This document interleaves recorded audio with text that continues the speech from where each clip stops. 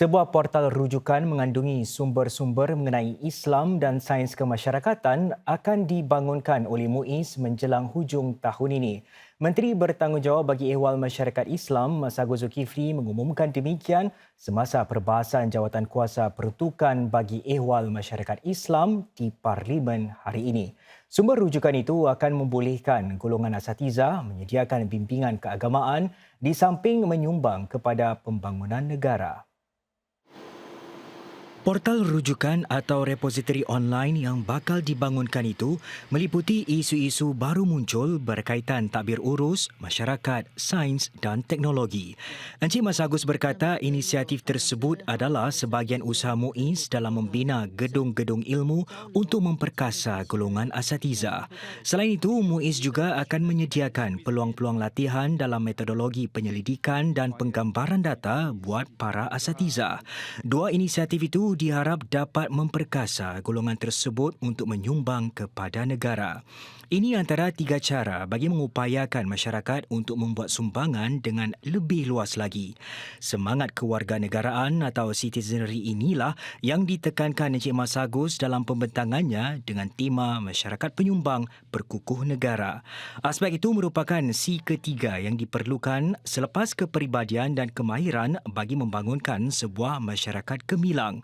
Selain memupuk barisan pemimpin masa depan, Encik Mas Agus juga menekankan usaha bagi memperkukuh asas keluarga. Ini akan dilakukan dengan program bersamamu yang telah membantu mempererat hubungan lebih 20,500 pasangan pengantin baru. Ia akan diperkukuhkan lagi dengan program latihan responder pertama perkahwinan yang memberi sokongan kepada pasangan yang menghadapi masalah rumah tangga. Bagi tujuan itu, lebih 300 anggota masyarakat sudah dilatih untuk menyokong dan menggalak pasangan mendapatkan bantuan profesional jika perlu. Dalam pada itu, Encik Mas Agus melahirkan rasa bangganya terhadap pencapaian masyarakat Melayu Islam dan mereka yang giat menyumbang bukan sekadar dalam masyarakat, bahkan di peringkat negara. Beliau memberikan beberapa contoh termasuk Dr. Najat Abdul Rahim yang mencipta ujian pantas antigen COVID-19 pertama negara ini bersama pasukannya. Selain individu, Encik Mas Agus menarik perhatian kepada usaha Yayasan Rahmatan Lil Alamin yang membantu mereka yang memerlukan tanpa mengira bangsa, kaum maupun agama di dalam maupun di luar negara. Projek Dian M Kuasa 3 yang menyediakan sokongan menyeluruh kepada keluarga-keluarga Melayu Islam di flat-flat sewa akan diperluaskan ke 3 lagi kawasan. Sekitar 500 lagi keluarga di kawasan Chua Chu Kang, Jurong dan Tampines akan didampingi. Rangkaian M Kuasa 3 juga akan mempertingkat penyelarasan bagi menyediakan sokongan lebih padu kepada golongan memerlukan. Sejak dilancarkan pada 2021, lebih 70% daripada keluarga Melayu Islam dalam fasa rintis Projek Dian at M Kuasa 3 sudah didampingi. Mereka merupakan para penduduk di flat-flat sewa awam di Kilang Serai, Bedok dan Jalan Besar. Keutamaan diberikan kepada keluarga muda dengan anak-anak kecil. Ini di samping warga emas yang tinggal sendirian dan keluarga dengan ibu bapa pertengahan umur yang mempunyai anak dewasa. Memandangkan projek Dian yang menunjukkan kejayaan pada peringkat awal, kami akan memperluaskan program Dian ini ke 3 lagi bandar M Kuasa 3, iaitu di Chua Chu Kang, di Jurong dan di Tampines. Menerusi perluasan projek Dian, lebih 500 lagi keluarga Melayu Islam yang tinggal di flat-flat sewa akan didekati, tambahan daripada sekitar 250 pada hari ini. Dr. Maliki berkata penyelarasan antara agensi-agensi pemerintah dengan badan-badan sukarelawan juga akan dipertingkat. Ini katanya dapat menyediakan sokongan lebih bersepadu dan menyeluruh kepada golongan memerlukan. Lazimnya mereka menghadapi isu-isu rumit yang memerlukan sokongan pelbagai agensi pemerintah dan bukan pemerintah. Misalnya ini dilakukan menerusi perkongsian antara relawan atau duta Dian dengan rakan-rakan sokongnya. Kami telah bekerjasama dengan Universiti Sains Sosial Singapura atau SUSS untuk merancang kurikulum dan bahan-bahan pendidikan bagi anak-anak ini dan melaksanakan kaedah penilaian program yang kukuh ataupun program evaluation. Untuk mengukur perkembangan setiap keluarga, SUSS membuat penilaian sistematik terhadap nota-nota catatan para duta kita semasa setiap lawatan. Dan SUSS juga akan menemu ramah anggota keluarga untuk lebih memahami situasi mereka. Pemerintah, kata Dr. Maliki, juga terus meneroka wadah-wadah untuk berkongsi idea dan mengukuhkan hubungan bagi memperdalam kerjasama dengan rakan-rakan sokongan. Menteri Negara Kanan bagi Pertahanan Merangkap Tenaga Manusia Zaki Muhammad pula mengumumkan bahawa Mendaki akan menganjurkan program mentor belia di semua 11 M3 di bandar. Bagi program kelas matematika pula, ia akan mula dikendalikan secara hibrid bagi membolehkan lebih ramai ibu bapa dan kanak-kanak menyertainya. Sekurang-kurangnya satu program pementoran belia akan dianjurkan Yayasan Mendaki di kesemua 11 M3 di bandar sepanjang tahun ini.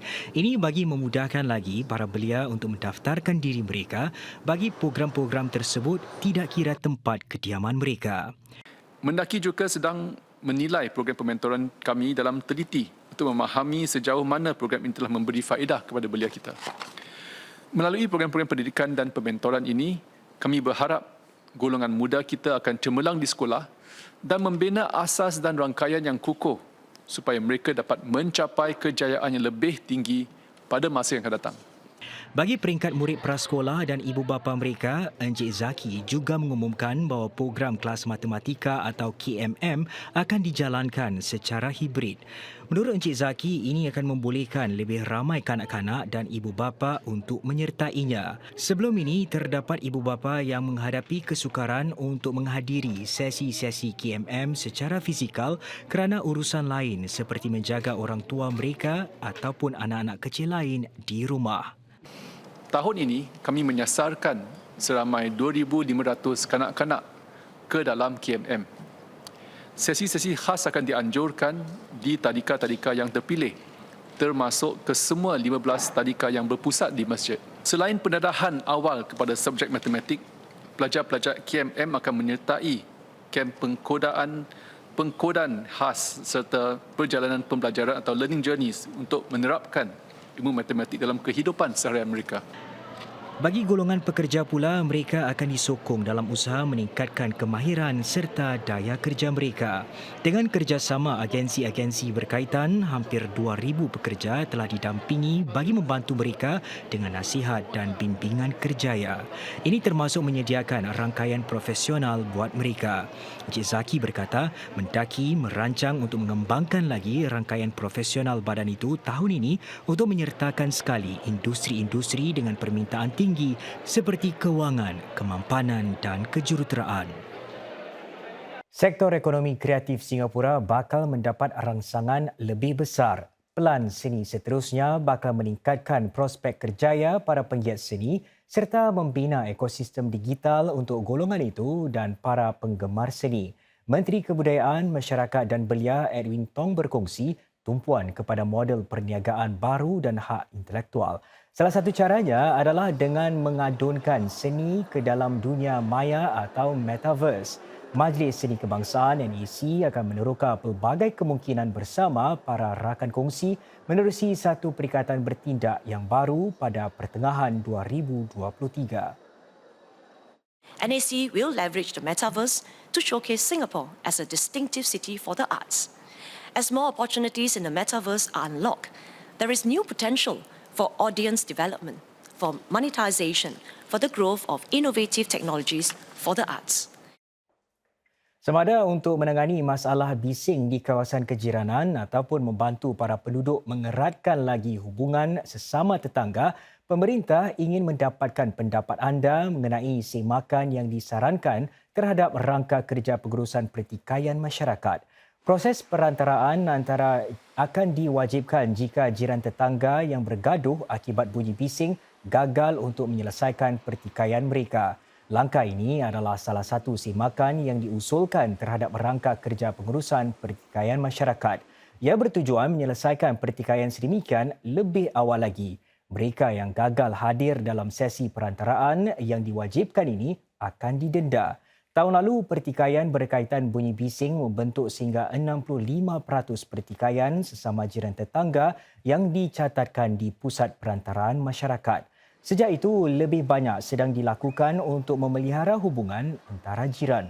Sebuah panel dibentuk tahun lalu untuk menangani masalah bising di kawasan kejiranan. Ia menyarankan agar masa senyap dilanjutkan untuk memberi orang ramai lebih banyak masa untuk berehat.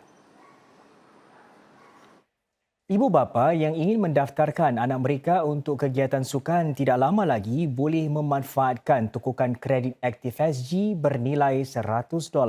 Ini bagi menyemai minat dan pelibatan dalam sukan sejak dari kecil lagi. Bagi yang berusia antara 4 hingga 12 tahun, kredit tersebut boleh digunakan untuk membiayai kos program ActiveSG atau yuran masuk ke kemudahan sukan seperti kolam renang. Ia boleh dimanfaatkan ahli ActiveSG sedia ada atau mereka yang berdaftar antara Mei hingga Oktober tahun ini. We are working hard to build more and better sporting facilities throughout Singapore. We will enhance access and also step up on having a greater variety of programming at these facilities. And our hope is that every Singaporean will have ample opportunity to enjoy, engage and excel in sports. Singapura sedang meluaskan program untuk mengembangkan jumlah bakat bola sepak tempatan di bawah usaha Unleash the Raw. Ini termasuk menubuhkan lebih banyak akademi bola sepak sekolah. Para pemain juga bakal meraih manfaat daripada sebuah pusat pembangunan bola sepak kebangsaan, lebih banyak peluang latihan di luar negara serta peluang mendapatkan beasiswa. Minat Lutfi Sufaikish terhadap bola sepak bermula sejak usia 6 tahun dan impian Lutfi suatu hari nanti adalah menyarung jersey negara di peringkat antarabangsa. Kini 14 tahun, Lutfi antara 20 pemain terpilih yang menyertai latihan sebulan di Spanyol tahun lalu di bawah projek Unleash the Raw. Sekarang terdapat 12 sekolah akademi bola sepak atau SFA di merata negara dengan 2 daripadanya khusus bagi perempuan. Menteri Kebudayaan, Kemasyarakatan dan Belia Edwin Tong berkata, lebih banyak akademi sedemikian bakal dibangunkan kelak. These SFAs, together with the Singapore Sports School, the ActiveSG Football Academy, as well as all private clubs and academies in Singapore, they provide a broad base of participation for us to identify suitable talent. And this will be our foundational base. We will put in place a national framework to systematically select and develop the best players from this broad base. Encik Tong menambah, sebuah program beasiswa pula akan menyokong dengan lebih baik bakat-bakat yang berpotensi. Beasiswa tempatan juga akan disediakan bagi mereka yang layak untuk menyertai sekolah sukan Singapura.